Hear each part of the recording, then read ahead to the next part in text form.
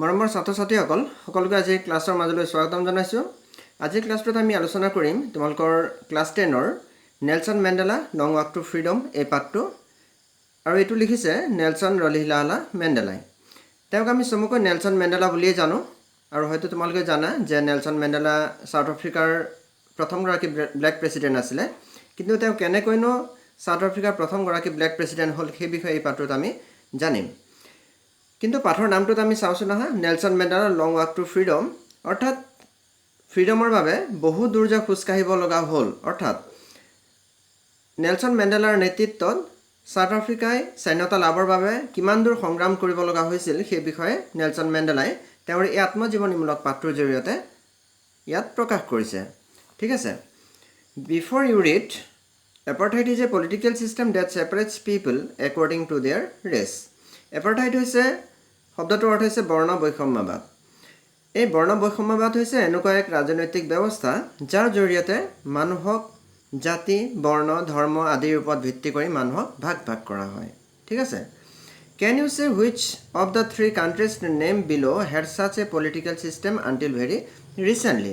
তোমালোকে ক'ব পাৰিবানে যে খুব কম দিনৰ আগলৈকে তলত উল্লেখ কৰা কোনখন দেশত এনে এক বৰ্ণ বৈষম্যবাদ অৰ্থাৎ এপাৰ্থাইড ছিষ্টেমটো প্ৰচলিত আছিল? তোমালোকে ক'ব পাৰিবানে? এই দেশ তিনিখনৰ ভিতৰত United States of America, South Africa আৰু Australia. Have you heard of Nelson Mandela? তোমালোকে নেলছন মেণ্ডেলাৰ বিষয়ে শুনিছানে? Mandela and his African National Congress spend a life time fighting against apartheid. Mandela আৰু তেওঁৰ আফ্ৰিকান নেশ্যনেল কংগ্ৰেছ, এইটো হৈছে এটা পলিটিকেল পাৰ্টিৰ নাম। তেওঁৰ মেণ্ডেলা আৰু তেওঁৰ আফ্ৰিকান নেশ্যনেল কংগ্ৰেছে গোটেই জীৱনটো এপাৰ্থাইড ছিষ্টেমটোৰ বিৰুদ্ধে যুঁজিব লগা হৈছিল। Mandela had to spend 30 years in prison. মেণ্ডেলাই 30 বছৰ কাৰাবাস খাটিব লগা হৈছিল।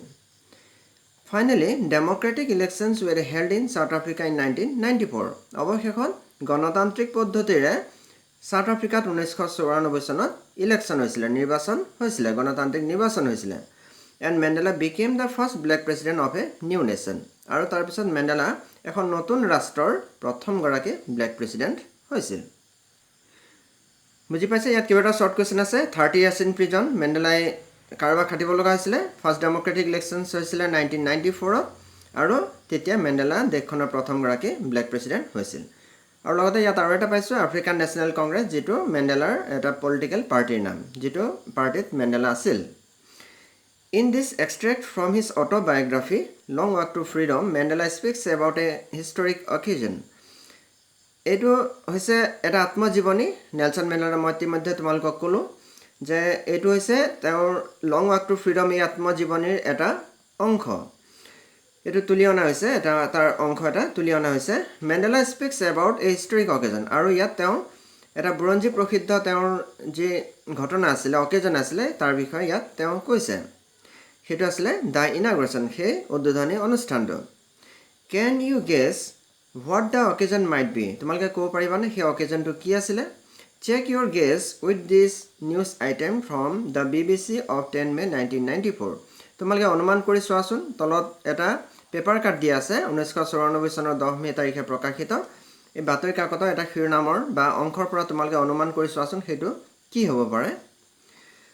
Mandela became South Africa's first black president. Mandela South আফ্ৰিকাৰ প্ৰথমগৰাকী ব্লেক প্ৰেছিডেণ্ট হ'ল। এইটো আছিলে বাতৰি কাকতৰ শিৰোনাম। কেতিয়াৰ? 1994 চনৰ 10 মে তাৰিখে প্ৰকাশ পোৱা। Nelson Mandela has become South Africa's first black president after more than 3 centuries of white rule. Nelson Mandela South আফ্ৰিকাৰ প্ৰথমগৰাকী ব্লেক প্ৰেছিডেণ্ট হ'ল কেতিয়া? প্ৰায় 300 বছৰ কাল শ্বেতাংগ লোকসকলে অৰ্থাৎ বগা লোকসকলে শাসন কৰাৰ পিছত। চেঞ্চুৰিজ মানে শতিকা। প্ৰায় 300 বছৰ কাল বগা লোকসকলে অৰ্থাৎ শ্বেতাংগসকলে শাসন কৰিছিল, আৰু তাৰপিছত নেলছন মেণ্ডেলা দেশখনৰ মানে সাউথ আফ্ৰিকাৰ প্ৰথমগৰাকী ব্লেক প্ৰেছিডেণ্ট হৈছিলে। Mister Mandela's African National Congress ANC party won 252 of the 400 seats in the first democratic elections of South Africa's history. Mister মেণ্ডেলাৰ আফ্ৰিকান নেশ্যনেল কংগ্ৰেছ, এই পলিটিকেল পাৰ্টিটোৱে, যিটো পলিটিকেল পাৰ্টিত Mandela আছিলে, সেই পাৰ্টিটোৱে 400টা ছিটৰ ভিতৰত 252টা ছিটতে জয়লাভ কৰিছিল। ক'ত? দেশখনত অনুষ্ঠিত হোৱা প্ৰথমটো গণতান্ত্ৰিক নিৰ্বাচন ঠিক আছে 1994 চনত দেশখনত গণতান্ত্ৰিক পদ্ধতিৰে প্ৰথমবাৰৰ বাবে নিৰ্বাচন হৈছিল আৰু সেই নিৰ্বাচনত মেণ্ডেলাৰ আফ্ৰিকান নেশ্যনেল কংগ্ৰেছ পাৰ্টিটোৱে 400টা সিটৰ ভিতৰত 252টা সিটত জয়লাভ কৰিছিল The inauguration ceremony took place in the Union Buildings Amphitheatre in Pretoria today, attended by politicians and dignitaries from more than 140 countries around the world. সেই উদ্বোধনী অনুষ্ঠানটো ইনাগুৰেশ্যন চেৰিমনিটো উদ্বোধনী অনুষ্ঠানটো হৈছিলে প্ৰিটৰিয়াৰ এটা বিল্ডিঙত যেটো ইয়াত কৈ আছে এম্পিথিয়েটাৰ মানে আচলতে এটা মুক্ত ৰংগমঞ্চ য'ত দৰ্শকৰ বাবে খাৰি খাৰি কিছুমান আসন থাকে আৰু যেটো মুক্ত অৰ্থাৎ ওপৰত কোনো ধৰণৰ চালি নাথাকে এটা ষ্টেডিয়াম ধৰা তোমালকে হেতুক আমি ইয়াত এম্পিথিয়েটাৰ বুলি বুজি পাইছো আৰু সেই প্ৰিটৰিয়া চহৰৰ সেই এম্পিথিয়েটাৰটোত attended by politicians and dignitaries politicians মানে আছে ৰাজনীতিবিদ সকল আৰু dignitaries মানে হৈছে বিখ্যাত বা বিদগ্ধ লোকসকল পৃথিৱীৰ প্ৰায় 140 খনতকৈ অধিক দেশতকৈ 140 খনতকৈ অধিক দেশৰ politicians ৰাজনীতিবিদ আৰু বিখ্যাত লোকসকলে সেই প্ৰিটৰিয়া নামৰ চহৰখনত হোৱা সেই উদ্বোধনী অনুষ্ঠানটোত অংশগ্ৰহণ কৰিছিল never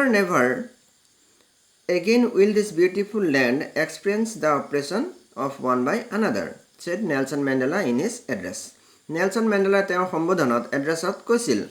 যে এই সুন্দৰ দেশখনে কেতিয়াও আৰু এজনে আনজনৰ দ্বাৰা শোষণৰ বা নিপীড়নৰ বলি হ'ব নালাগে অপাৰেশন মানে শোষণ বা উৎপীড়ন তেনেকুৱা অৰ্থ প্ৰকাশ কৰে গতিকে মেণ্ডেলাই তেওঁৰ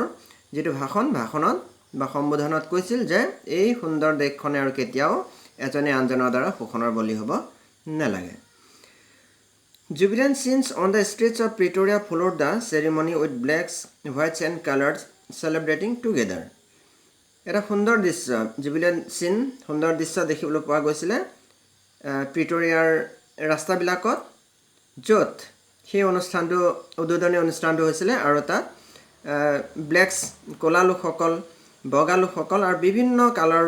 লোকসকল আচলতে ইয়াত বুজাই আছে বগা কলা ৰঙৰ লোকসকল যেহেতু তাত সমাবেত হৈছিল সেলিব্ৰেট কৰিবৰ কাৰণে হেতু উদযাপন কৰিবৰ কাৰণে উপভোগ কৰিবৰ কাৰণে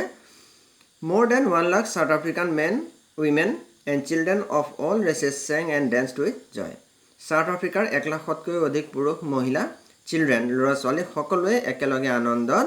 গান গাইছিল আৰু নাচিছিল কাৰণ সেই অনুষ্ঠানটো খুব এটা সুন্দৰ অনুষ্ঠান আছিল এটা আনন্দদায়ক মুহূৰ্ত তেওঁলোকে একেলগে উপভোগ কৰিছিল ইয়াত এটা এক্টিভিটি পাৰ্ট দিছে তোমালোকক ইয়াত দুটা অংশ দিছে A আৰু B এইখিনি আমি ইয়াত পাম ইয়াত এই পাৰ্টটোত আমি এনেকুৱা কিছুমান ফ্ৰেছ পাম এক্সপ্ৰেছন কিছুমান দিছে ইয়াৰ অৰ্থখিনি আমি গোটেই পাৰ্টটোত পাম সেইখিনি আমি পিছত আলোচনা কৰি যাম ঠিক আছে 10 May dawn bright and clear 10 May 10 মে তাৰিখটো আছিল খুব উজ্জ্বল আৰু পৰিষ্কাৰ dawn মানে নামি অহা মানে 10 মে তাৰিখটো খুব এটা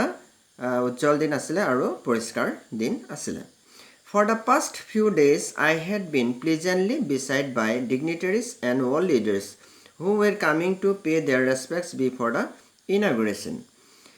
যোৱা কেইদিনমান ধৰি for the past few days যোৱা কেইদিনমান ধৰি মুখ খুব আনন্দৰে মানুহ পৃথিৱীৰ বিভিন্ন দেশৰ লিডাৰ্ছ সকলে আৰু বিখ্যাত লোকসকলে ডিগনিটিজ মানে বিখ্যাত লোকসকলে মুখ আহি আবৰি ধৰিছিল বিসাইড মানে আবৰি ধৰা কিয় আবৰি ধৰিছিল তেওঁলোকে সেই ইনাগুৰেশ্যন অৰ্থাৎ উদ্বোধনী অনুষ্ঠানৰ পূৰ্বে তেওঁলোকে মোক প্ৰতি সন্মান প্ৰদৰ্শন কৰিবলৈ আহিছিল যেতিয়া কিবা অনুষ্ঠান এটা হয় বিশেষকৈ শপত গ্ৰহণ অনুষ্ঠানৰ পূৰ্বে সেই ব্যক্তিজনক যিজনে শপত গ্ৰহণ কৰিব তেওঁক আচলতে আগতীয়াকৈ বহুতো লোকে শুভেচ্ছা জনায় তেনেকৈ পৃথিৱীৰ বিভিন্ন দেশৰ লিডাৰসকলে মেণ্ডেলাক শুভেচ্ছা জনাবৰ কাৰণে বা তেওঁৰ প্ৰতি সন্মান প্ৰদৰ্শন কৰিবৰ কাৰণে আহিছিল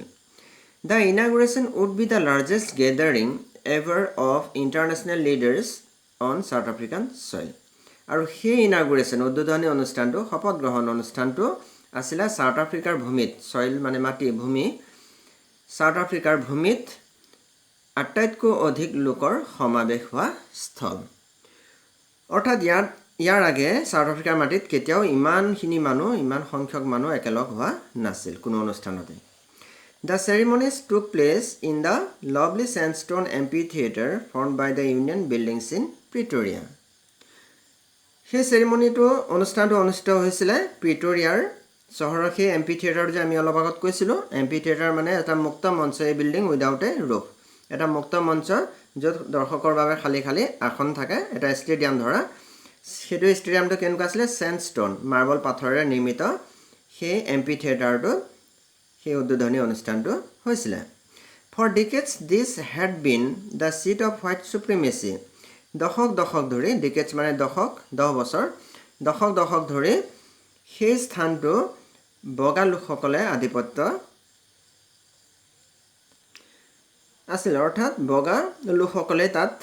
তেওঁলোকৰ শ্ৰেষ্ঠত্ব প্ৰতিপন্ন কৰিছিল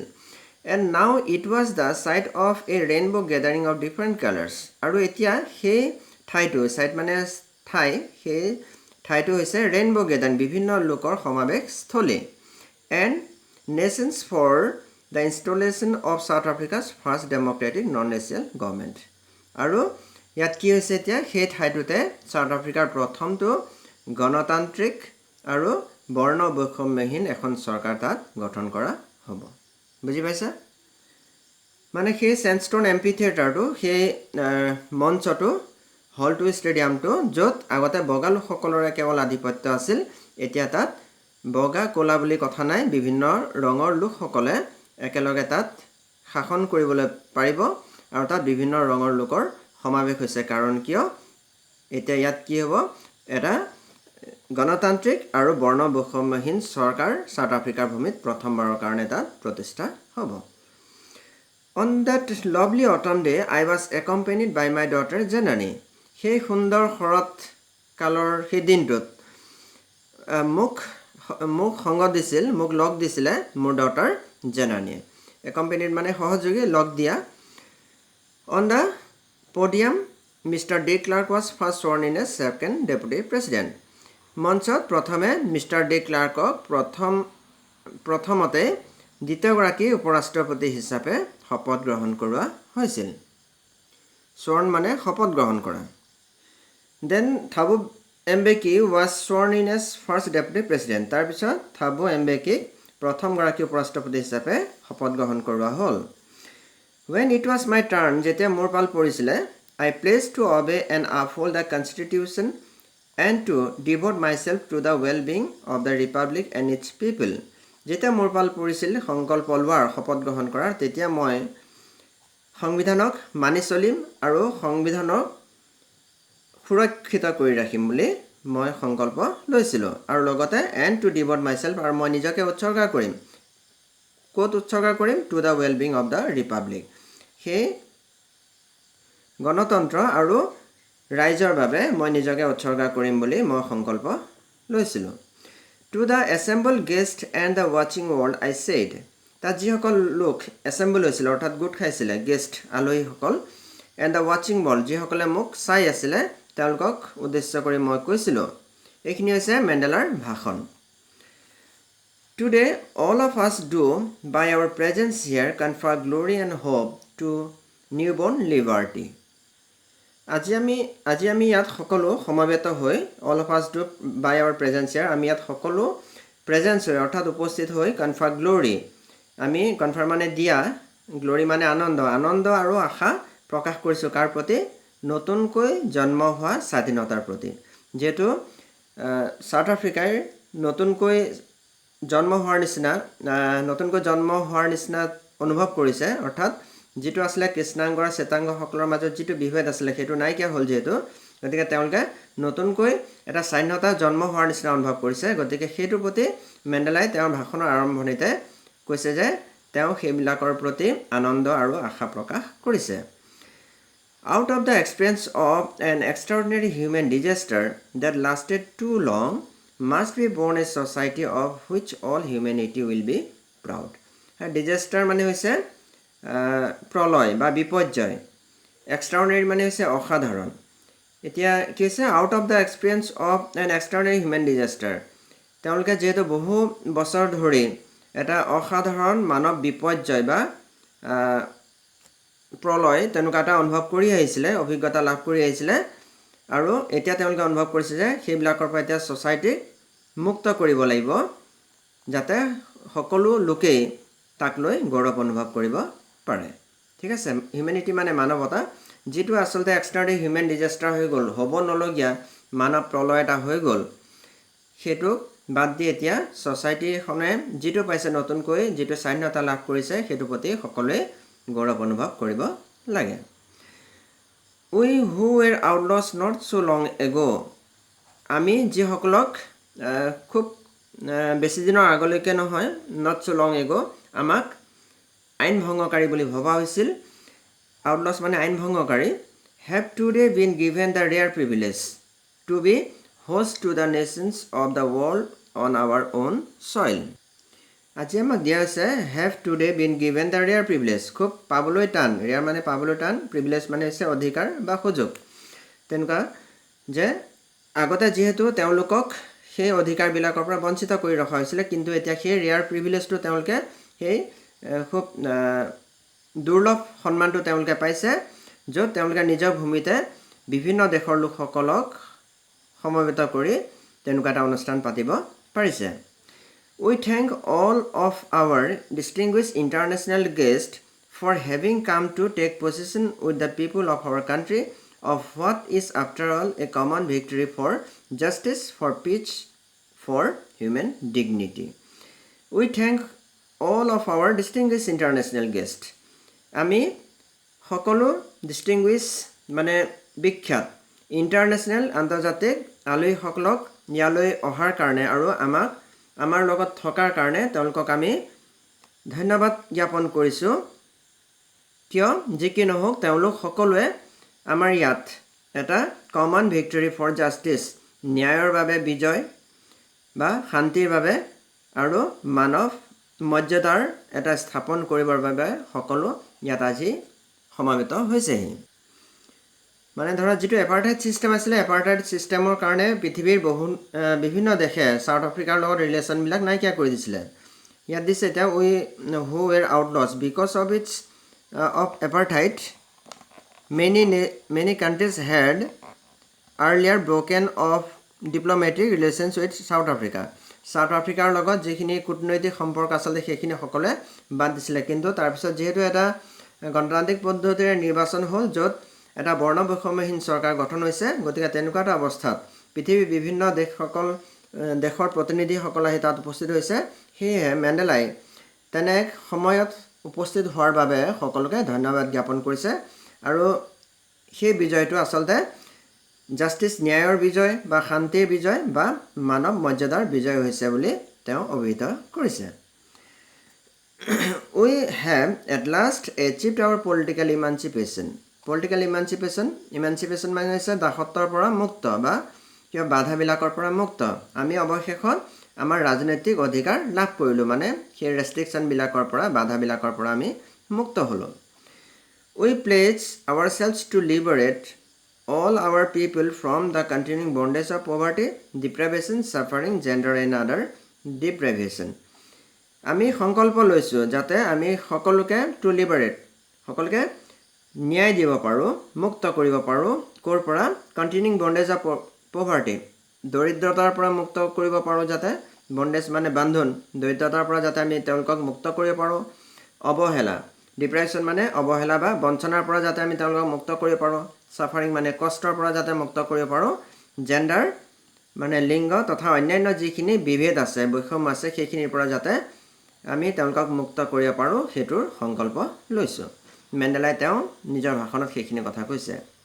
Never and never again shall it be that this beautiful land will again experience the oppression of one by another আৰু কেতিয়াও এই সুন্দৰ দেশখনে বিউটিফুল নেশনে ভৱিষ্যতে কেতিয়াও এনেকুৱা এজনে আনজনক শোষণৰ বলি হ'বলৈ দিব নোৱাৰে বা নিদিয়ে কেতিয়াও হ'ব নালাগে The sun shall never set on so glorious a human achievement এনেকুৱা এক গৌৰৱময় মুহূৰ্তত বেলি যাতে কেতিয়াও মাৰ নাযায় মানে এটা এটা খুব আনন্দৰ মুহূৰ্ত আৰু সেই মুহূৰ্তটো যাতে কেতিয়াও বেলি মাৰ নোযোৱাৰ নিচিনা এটা অৱস্থা হয় হেতু মেণ্ডেলাই তেওঁৰ ভাষণত কৈছে Let freedom reign স্বাধীনতাই বিৰাজ কৰক বা শাসন কৰক গড ব্লেছ আফ্ৰিকা আফ্ৰিকাৰ কল্যাণ হওক আফ্ৰিকাৰ মংগল হওক